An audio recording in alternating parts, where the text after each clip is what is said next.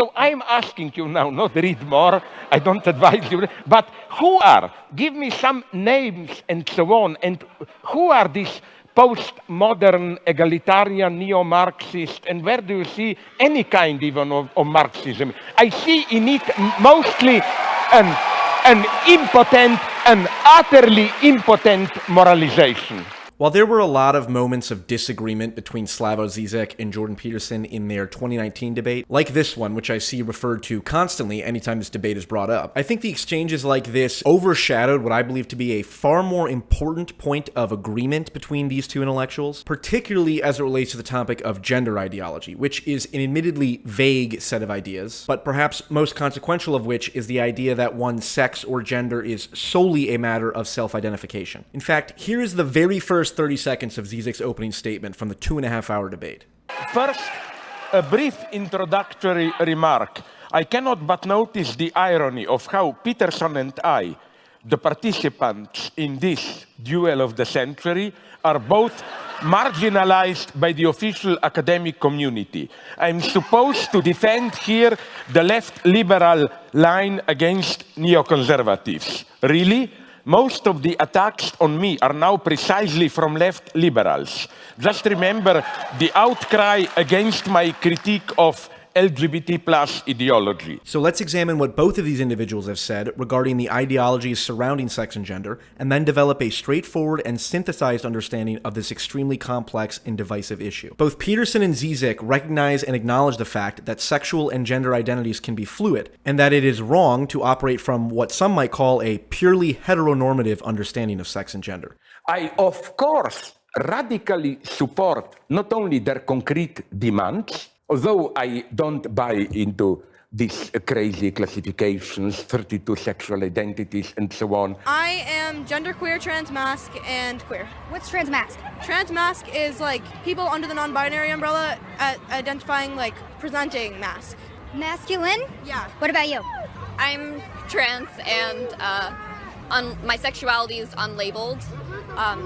I use he, him pronouns. Yeah, and I use he, they pronouns. So I support their demands, even many of the theoretical and existential foundations of their demands, like I don't feel that I have a fixed sexual identity and so on. I agree. Yeah, you said in the book, you when you see the sign ladies and gentlemen. Yeah, usually I have problems.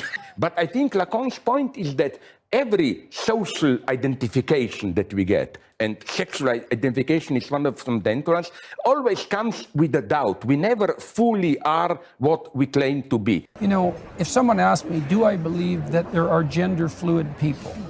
I would say yes. And I would say, a young man who's gender fluid, I know what he's like temperamentally. He's high in agreeableness, he's high in neuroticism, so he has a feminine temperament. He's more interested in people than things, and he's extremely high in openness. And so his temperament is fluid. He's creative, and so he's one thing one day and one thing the next. And his fundamental temperament is tilted towards the feminine. But that doesn't mean he's not a man. So while both Peterson and Zizek maintain a relatively progressive position on issues of sex and gender, what firmly separates them both from proponents of so-called gender ideology is that both men deny the notion that gender identity is something that is an essential or ontologically innate component of one's psyche. Okay, but what fascinates me so much is that, and I know many of them, all those guys who actually make transgender operations, they speak a language which is exactly the opposite one, which is brutally, openly, I use this term prohibited by today's discourse theory historicists, essentialist language.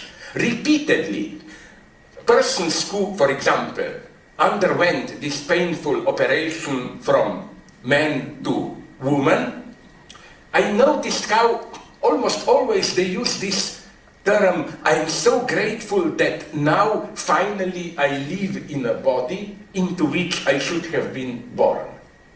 The language they speak is one of pure essentialism. But the notion that there's such a thing as gender, that's not right. There's variability in personality and temperament. And the idea that there's no such thing as biological sex, that's just insane. It's well, and then why insist upon the biological modifications? Right. if there's no such thing as sex? It's like, well, what? Then just act out your role. Right. Leave your body alone because it's irrelevant anyways. Well, it turns out it's not irrelevant. You have to go through the surgical transformation, which is a pretty dramatic answer to a question that for 99% of people who are ambivalent about their gender identity would be best solved without surgical intervention. Yep. What I don't buy in the usual LGBT plus ideology is this happy free-floating identities, you know, like I can be multiple identities. Today I'm gay, tomorrow I'm heterosexual, then I jump here and there, and so on and so on. No, they underestimate terribly the pain, the traumatic decision of assuming a certain sexual identity. And the greatness of transgender is for me precisely that it brings us very close to this radical level of freedom. So here is a straightforward and practical way to think about this synthesis between Peterson and Zizek. There is a difference between sex and gender. Sex is biological with a steep bimodal distribution that for all intents and purposes can be described as a binary between male and female, although there are of course intersex people who are the exceptions to this binary. Gender is a much broader and more malleable concept. The classical distinction is between masculinity and femininity. Peterson would conceptualize the spectrum in terms of personality and temperament, whereas Zizek would conceptualize it as a product of ideology. To understand Zizek's perspective better, here he is talking about the American Psychological Association's attempts to medicalize the ideological concept of masculinity. First, are we aware what they did? 5 decades ago, it was homosexuality, which was medicalized. Now they take masculinity, aggressive, clear social ideological product, and they medicalize it.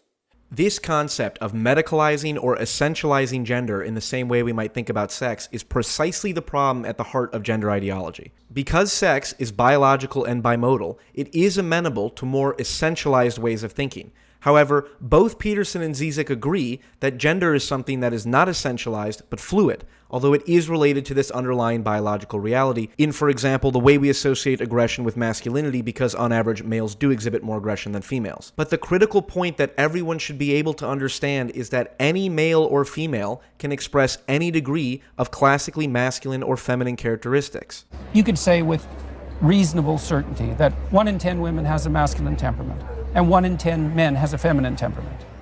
And so that's a lot of people. Mm-hmm. And those people, especially if they're also creative, well, they're kind of at a loss in relationship to what to do with their identity. First of all, they have a hard time catalyzing their identity. Creative people have a hard time catalyzing it. It's like the definition of creativity. They're protean. And so there have been people who play at the edges of gender identity forever. And fair enough. And sometimes that's even admirable if it's done in a sophisticated way. And it's charismatic.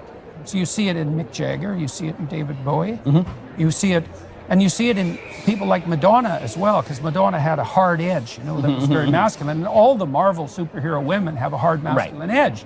And so we find that charismatic because those people are also integrated. So with that in mind, here is the most important point that I'm trying to make with this video. There is a terrible and backwards danger of treating gender identity as essential and innate as biological sex, and then acting as if biological sex is something fluid and therefore easily addressed with irreversible medical procedures. The attitude our society should hold is to let male and female children who identify as masculine or feminine do so freely and without judgment, and then exercise extreme restraint and caution when it comes to irreversible medical procedures that attempt to fluidize biological sex. Because if regular people don't push back against this ideology, then it is those most vulnerable who will end up suffering the worst consequences.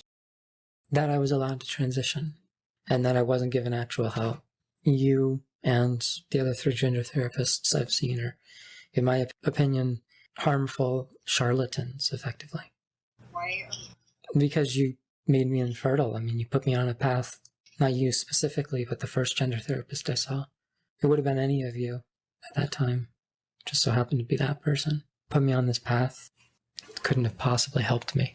And didn't help the actual issue, which was the fact that, you know, I don't even know. I don't know if we know what it is, but some sort of mental illness. And they don't care. The 3 gender therapists, they don't care. They don't think about me.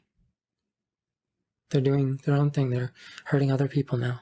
You know, they've moved on to other people, and you will too.